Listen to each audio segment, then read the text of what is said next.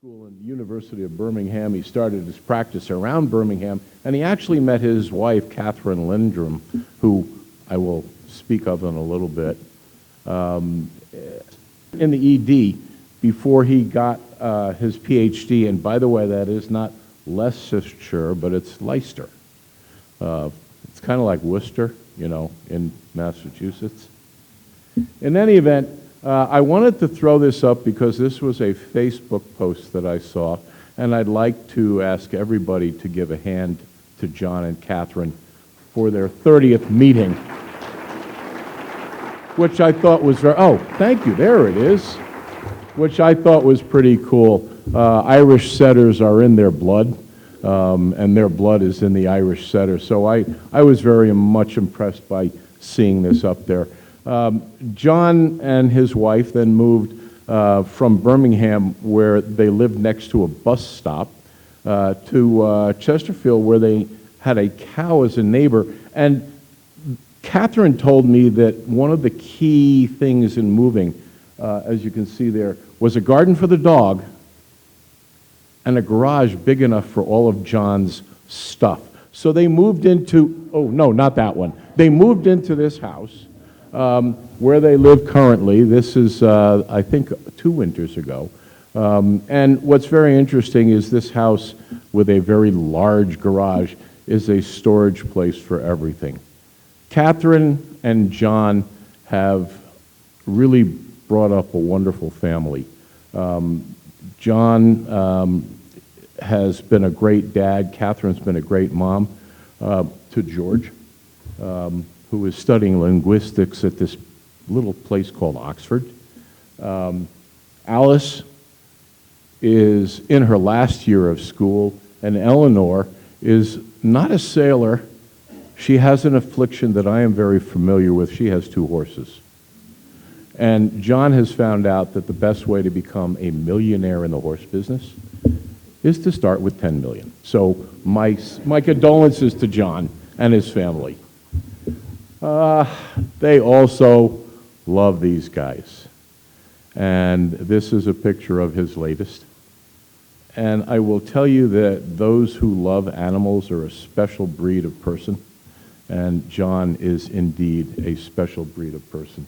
He has come to find a way to cultivate one of the things that he loves, and that's fine wine, which he has taking the corks, and he has converted them into reindeer. And in fact, what he has done, he has taken all of these reindeer every Christmas. He makes all of these, or at least we thought he makes all of these, and he gives it to the staff at work. Unfortunately, we have found out exactly the true method of making them happen. So that's about it with the reindeer.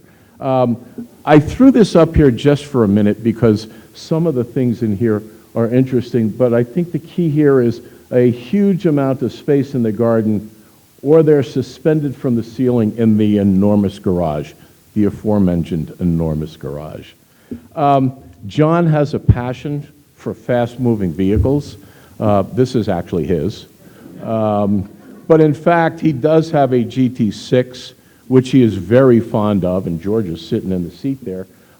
This is the car that John and Catherine drove through the countryside on their honeymoon. It now serves in that very large garage as a sale table, unfortunately. John has a couple of passions.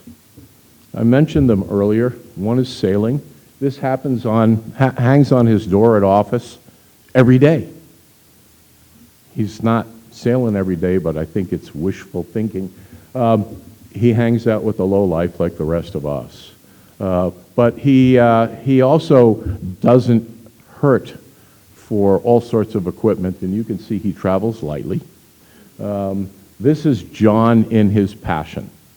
John strives to do the best he can, and if you take a look at the intensity on this face, that's all designed to avoid this.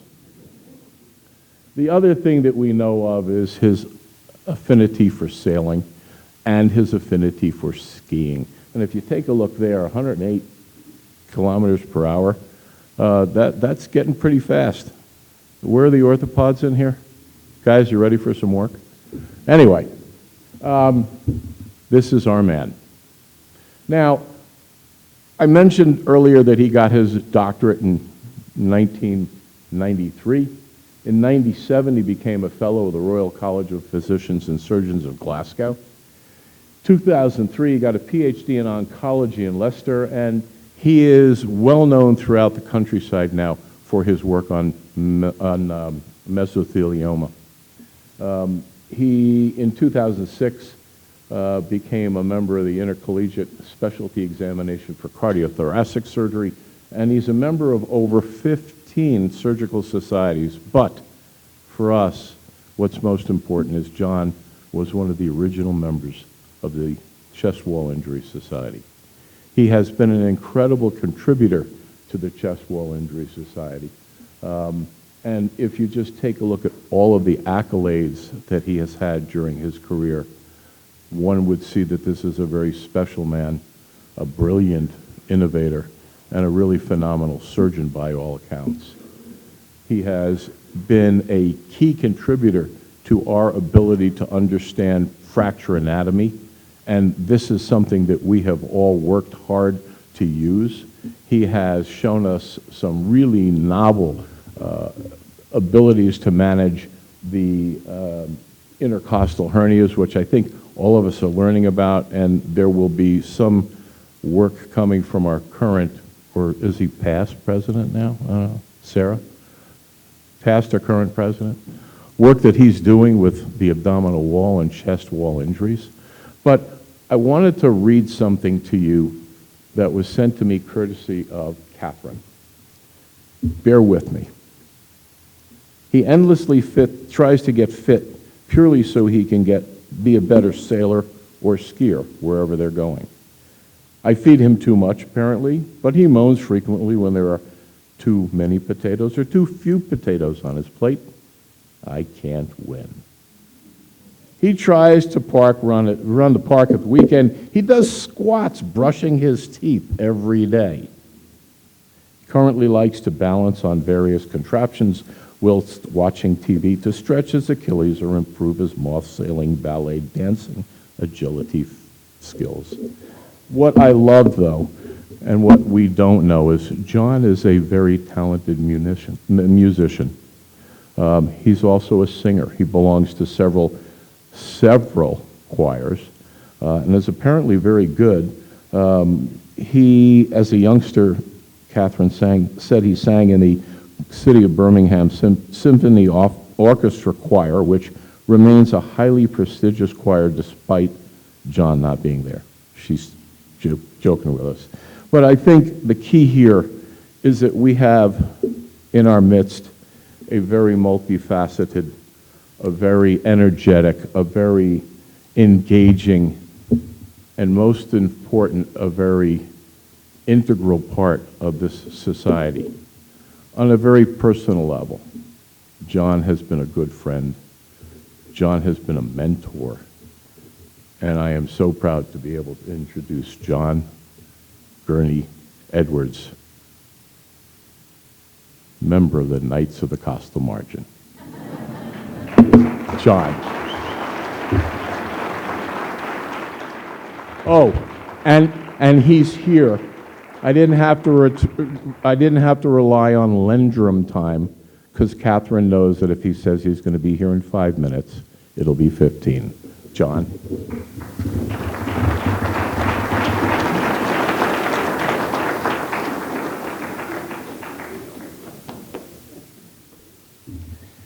Wow. There's two speeches in your life that you find daunting. The first is your wedding speech, and the second is one like this. And history will say that when I got married, I forgot to take my wedding speech to the ceremony. So I had to make it up on the hoof, which was, as you can imagine, quite a little challenge. Whew. Anyway, so a little bit of disclosures. This is a little tale, and please indulge me, about a thoracic surgeon and trauma surgeon and his surgeon father, and another thoracic and trauma surgeon and his surgeon father. For many, Dr. Long needs no introduction, but let's start with his father.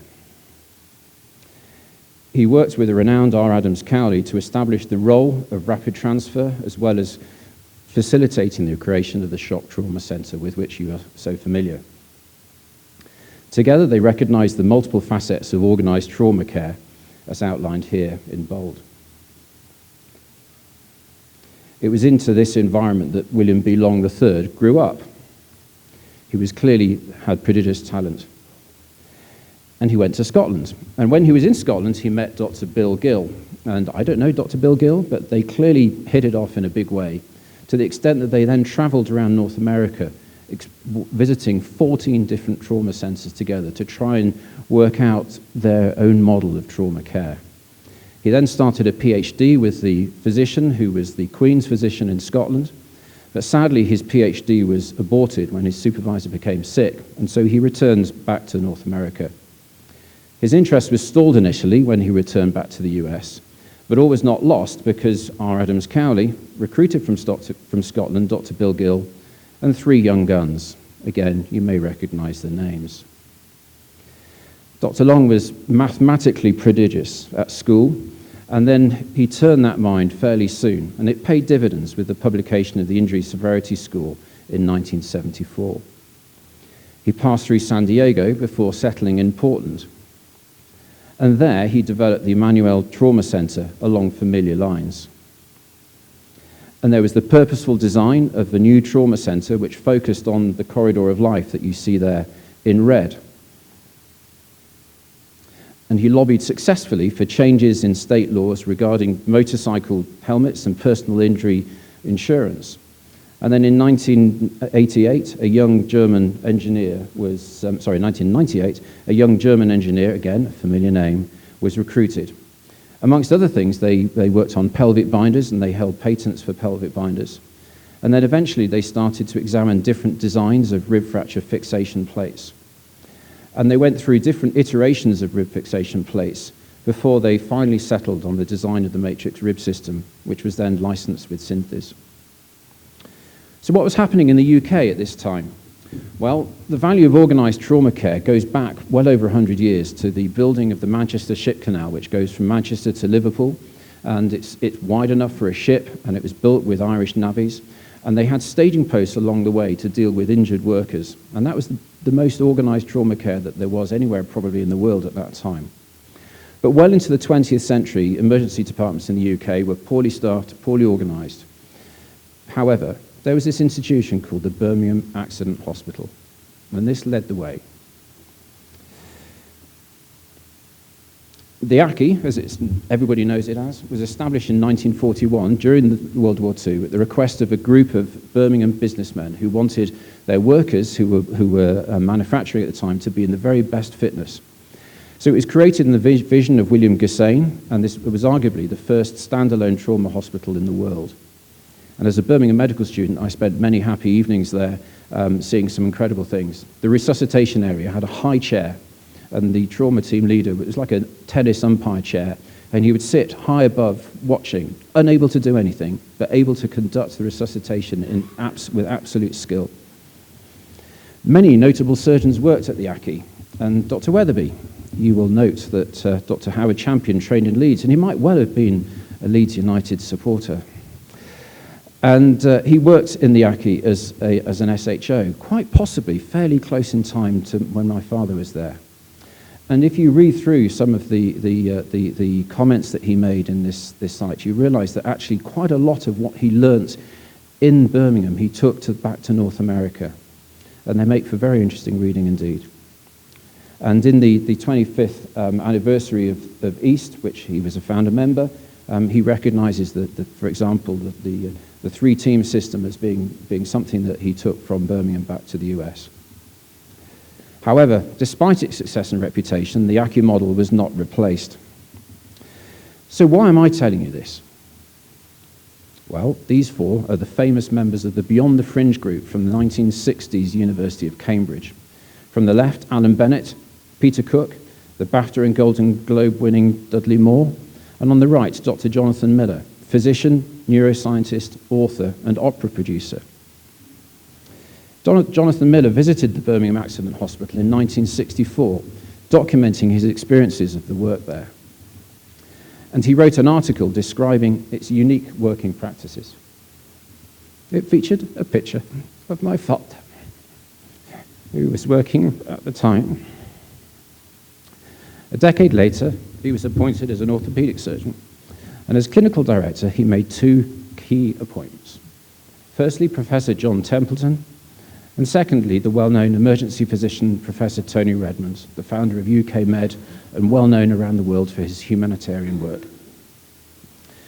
At that time, a certain US surgeon came, Donald Trunke, and he wrote an article evaluating trauma care in the UK.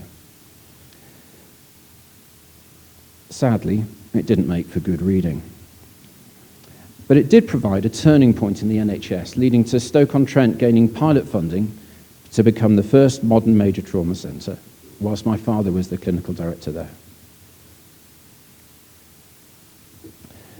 And they were the first to publish data, and when they did so, this was extremely useful. So it provided a turning point, Trunke's report, to be honest. And as the clinical results were published, it became clear that developments were going to be required nationwide. So Professors Redmond and Templeton lobbied for funding, but it still took until 2012 for a network of major trauma centres to be set up throughout England. And we have somebody from Wales here. It's taken a little bit longer throughout the rest of the nations. And what about me? Well, in 2006, in my first month as a consultant, I was faced with this patient. He went back to this, particularly just to take this photograph. He was free climbing at Lucy Slab in the Peak District when he fell. And he came in with a chest radiograph that looked like this. Familiar story. A few days later, he had progressive deformity and paradoxical motion when he was ambulatory. And it was Dr. Lardmanar, who I believe is in the audience, or if not, he's here tomorrow. It was his paper which inspired me to take action. And during a telephone discussion with my father confirmed that he'd not seen or heard of anyone plating ribs throughout his career. But it sounded feasible using these techniques. And so in keeping with those methods, we used stainless steel plate and cortical non-locking screws because that was all we had in the UK at that point in time. Alternate ribs, quite a lot of chest wall disruption, but the guy did fine. And from there, he retired. He gave up his job as a head teacher, and he moved to the Alps into Chamonix and became a successful mountain guide, and as you can see here on the top of Mont Blanc on the far left. So eventually we had access to matrix rib, and with Dupuis Synthes introducing teaching programs with which I was involved in the UK and Europe, eventually I received a golden ticket. And I found myself at a table with some interesting characters, and many of those are in this room here today. And I was very lucky to be able to take part in that meeting. And it did spur me and others into action with NHS England to develop SSRF services throughout the major trauma centres. But it took well over 5 years. So Birmingham didn't actually start until 2019, which is amazing when you look back at what it was. And I remember going, you'll see a book in a second, and I remember going to them saying, look, you guys led the way 50 years ago. What happened? And it's amazing how these things can be lost if you don't read what happens in the past. So then the invitation came from Dr. White to take part in the rib fracture colloquium, and that certainly could not be denied. And it led to workshops from which projects such as the taxonomy were born, and again I was lucky to be involved in that. And it was Dr. Gross who came up with the concept of undisplaced, offset, and displaced. So we have to credit Dr. Gross for that. And that invitation was really good. Unfortunately, this is a bit dark, but there's not a lot of people in that room during these workshops, and the workshops we'll have during this conference are going to be packed out, which is fantastic. The first summit provided me with a daunting project, and that was a head-to-head debate against Dr. John Mayberry, who's in the audience.